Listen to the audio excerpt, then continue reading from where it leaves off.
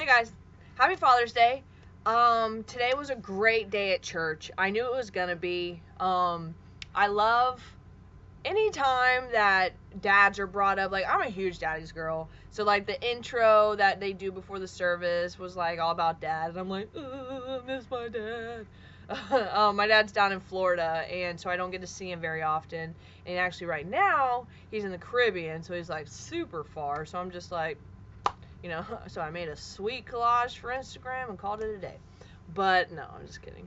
But today's sermon at church was awesome. It talked a lot about the godly man and kind of like the role that the father plays in the household.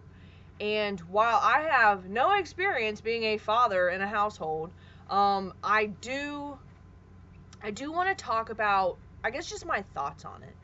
One of the biggest things that really got me going as far as like my beliefs in Christ was before I was saved, I would listen to this sermon called Song of Solomon. Uh-oh, my computer's gonna die. Hang on. Song of Solomon by Joby Martin in the Church of 1122. And it's a 10-week series. I mean, amazing sermon that really teaches you about being a godly woman, a godly man, a marriage with a godly foundation, raising children. I mean, awesome sermon. I will talk about that for the rest of my life. But today he had started off with, and I'm going to read it to you guys, Psalms 128, and it says, my computer's making all kinds of stupid noises right now. Get out of here. Alright. Blessed is everyone that feareth the Lord, that walketh in his ways. For thou shalt eat the labor of thine hands. Happy shalt thou be, and it shall be well with thee. Thy wife shall be as a fruitful vine by the sides of thine house. Thy children like olive plants round about thy table. Behold, that thus shall the man be blessed that feareth the Lord. The Lord shall bless thee out of Zion, and thou shalt see the good of Jerusalem all the days of thy life. Yeah, thou shalt, yeah, thou shalt see thy children's children, and peace upon Israel. Now, because I have King James Version, I have no idea what that means, but thankfully they broke it down at church today. Like, that's what everything was about. Now, let me get my little book. So, I take notes in this cool, you can't really see it. It's called My Daily Bible Verse Journal, and basically because I have sort of ADD when I'm sitting in church, I have to take notes. It's like in school, keeps me focused, and it also helps me remember when I come back. So today's sermon was called A Man of God, and one of the biggest things that I really like talking about is he broke the man of God into 3 different categories. The faith of a man of God, the family of a man of God, and the future of a man of God. And one of the biggest things that I kind of had a hard time with at first was the Bible basically says, the man's the head of household. He provides, he's the foundation, he's the rock, he's the this, and this. And I think a lot of times women out there get confused, especially like the more feminist style women, mistake that as saying like, women are just there to cook and clean and do all these things. And especially for someone like myself, like, that's not who I am. Granted, I don't know what's in my future, but as of now, I want to be a working woman. I want to be able to provide alongside my husband, for our family, but that's not really what it's talking about. Like, what I really like is that the man is supposed to be the leader of the home. Behind every strong man is a strong female, and I believe that is so true. But beyond that, the man is the spiritual leader of the home as well. One of the things that I've just heard over and over again is that if there's anything that you can do for your children, is show them your love of Christ, and show them that you love your wife, and show them that you love each other, and be open about it, and constantly talk about it, and constantly, just put it out there, because that is such a solid foundation to build your life, your family, your children's, everything on. And I don't know, it's just, I've never thought about that. It's something that Jordan and I have talked about a lot is, the future, because at this point in my life, like, I don't date people who I don't feel like could potentially be my husband, and that's where him and I are at. And so, the idea of ideas for kids, for ideas of, marriage and stuff like that, it comes up a lot.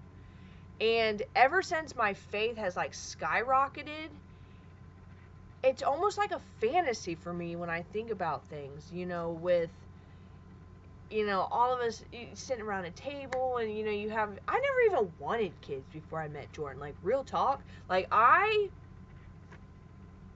didn't want them, period.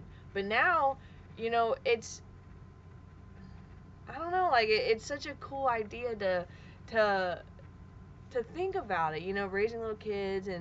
But what I was saying was, like, all of us sitting around a table, and they had their little hands, and we're praying, and, and making everything about faith, and about how giving yourself to the Lord and whatnot will bring us blessings, and bring you a fruitful life, and will bring you so much joy, and if you teach these values to your family, it'll help. I mean, even in these last 4 weeks, knowing that I have God on my side, and knowing that every situation that I end up in, I will be okay, because I have God, has changed my life tremendously.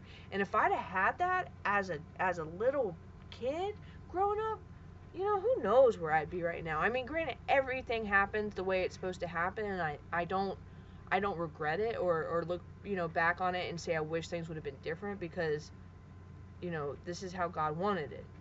But I know that it's my duty, and also whoever I marry, their duty, to put that in the household, and to be that person, to be that spiritual rock. And I just didn't have that growing up. Jordan's family, on the other hand, did. Very strong in faith, very strong in, their values and their morals, and it's inspiring just to see it, and I know lots of families that have flourished because Christ was the center of their household, and it's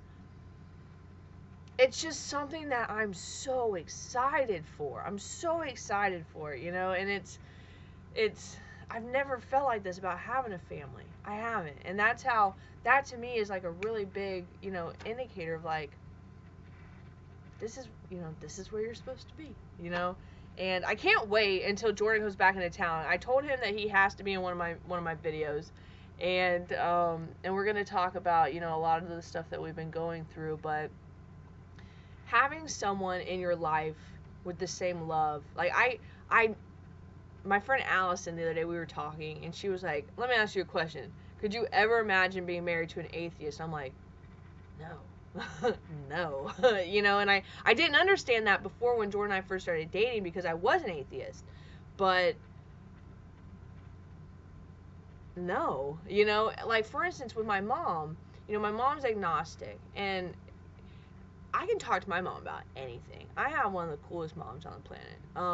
She's a little crazy, like all the good moms, but but there's just some things I can't talk to her about, because we're not on the same page. It'd be like her trying to talk to me about her daycare. I'd just be like, like we don't have that in common. I could never watch that many kids and not be an alcoholic. No, let me stop. But you know what I mean? So it's just, there's certain conversations we can't have because she's a non-believer, but at the same time, I'm blessed that Jordan's mom is incredibly strong in faith, and she's actually someone that I've talked to along my journey, even when Jordan and I weren't talking, and it just goes to show you that, even if you don't have kids, or they're not your own kids, they're not your biological kids, sometimes God puts people in your life because they need that guidance, and it's up to you as a Christian to be that guiding light. So I thank the Lord every day for Linda, because she, our relationship at the beginning was rocky, but now, I feel comfortable. I send her, a nice worship song almost every morning, or like some kind of picture or something, because having someone else to relate to is awesome. And I don't know, I think it's just, today really solidified the idea of the fact that when I have my own family, or when you know, Jordan and I get married, or you know, whenever I get to the point in my life where I have to start thinking about those things, it's, you have to put God first in a relationship, or you're not going to have a solid foundation. You know, the whole unequally yoked thing is so true. So true. It's wild. Let's see. Some of the other things. So the faith of a man. So here's some of my notes that I wrote down. So, I think a big thing too with families is that a lot of times, especially the more materialistic things in life, people look to that for happiness. They like having a nice house, nice things, which granted, who doesn't? But true happiness doesn't come from that. It doesn't, I mean, you look at some people who, you know, tornadoes come and level everything. You know, when everything's gone, what do you still have? If you don't have that fundamental foundation, you have nothing. Goes back to that. Oh, and then one thing that I think is really big is that I think these days, the measure of a man, it's almost like not cool anymore. It's not cool to like love Jesus. I've noticed that.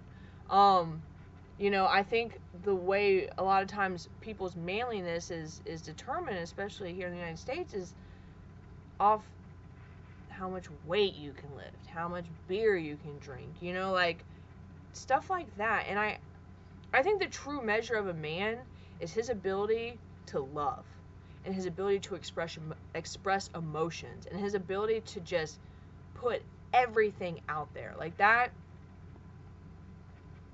awesome. That's awesome. You know, the fact that you can be with somebody who's comfortable enough to cry to you, or comfortable enough to tell you everything in his heart, that is what a man is. You know, that's what a man is. And that's such a concept that's lost, I think, in this generation. And I don't like that. You know, I got lucky enough with Jordan. He's an emotional dude. He's pretty emotional. You know, and at first it took me aback. I was like, what? Because my ex had no emotions. He never showed emotions. I saw him cry once in 4 years. You know, and I at first, it like was weird. I was like, I don't know how to deal with an emotional dude. Like, because I never had practice, but now I revel in it. Like, I love it. I love it.